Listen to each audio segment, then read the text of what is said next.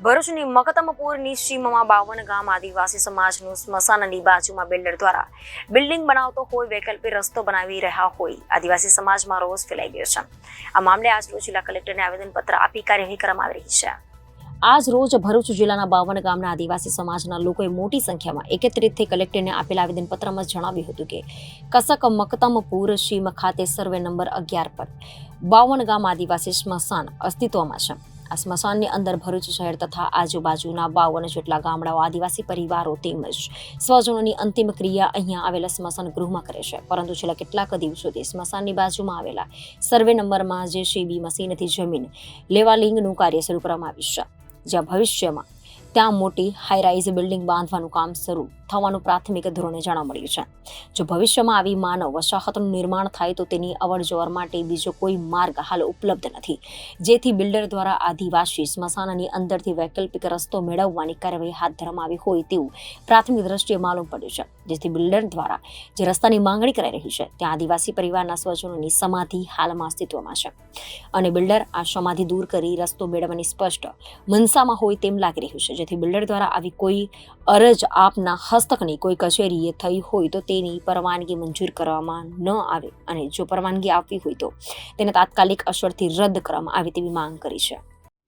મારું નામ વસાવા રમણભાઈ કે વસાવા, હું ગવર્મેન્ટ કર્મચારી નિવૃત્ત છું એગ્રીકલ્ચરમાંથી।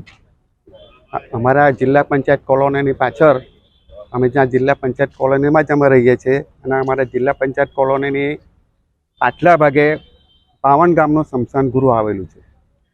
હવે તે સ્મશાન ગૃહની બાજુમાંથી આજે હમણાં કંઈ જમીન કંઈ વેચાણ થઈ ગઈ છે, તો હાથે હાથે અમારા જે સ્મશાનની જમીન છે તે પણ ખોદી નાખવામાં આવી છે। તો તેને બંધ કરવા માટે અમે આ આવેદનપત્ર આપવા માટે આવ્યા છે સાહેબ સુધી। મારું નામ દીપ્તિબેન દિનેશભાઈ વસાવા છે। અમે અહીંયા મકતમપુર જિલ્લા પંચાયત ભૂકંપ આવાસમાં રહીએ છીએ। અમે અહીંયા કલેક્ટર શ્રીને આવેદનપત્ર આપવા આવ્યા છીએ કે જ્યાં અમારું 52 ગામનું સ્મશાન છે ત્યાં બિલ્ડરો દ્વારા અમારા પોતાના સ્વજનોની સમાધિ પર બિલ્ડરો દ્વારા JCB અને પોતાના વાહનો જાય છે, જે અમે તાત્કાલિક ધોરણે બંધ કરાવવા છે અને ત્યાં અમારે જે વાહનોની જે આવન જવન છે એ જ બંધ કરાવી છે અને એ કલેક્ટરશ્રીને અમે આવેદનપત્ર આપવા આવ્યા છે। મારું નામ દિનેશભાઈ છોટુભાઈ વસાવા છે। હું મકતમપુર જિલ્લા પંચાયત કોલોનીમાં રહું છું અને અમારું જે 52 ગામનું સ્મશાન આવેલું છે પાછળ, ત્યાં ઘણા વર્ષોથી અમારા બાપ દાદાઓ વખતથી ત્યાં અમે મતલબ સમાધિ દફનવિધિ કરીએ છીએ અને ત્યાં જે કબરો છે ત્યાં અમુક બિલ્ડરો દ્વારા ત્યાંથી એ લોકો કબરો પરથી બુલડોઝરનો રસ્તો લઈને જાય છે, જે અમારા પૂરા આદિવાસી સમાજની લાગણી ડૂબાય છે અને એ રસ્તો અમે બંધ કરાવવા માંગીએ છીએ। એના માટે કલેક્ટર સાહેબશ્રીને પ્રમાણપત્ર આપવા આવેલા છે, આવેદનપત્ર। Reporter Viral Gohil, Janadesh news, Bharuch.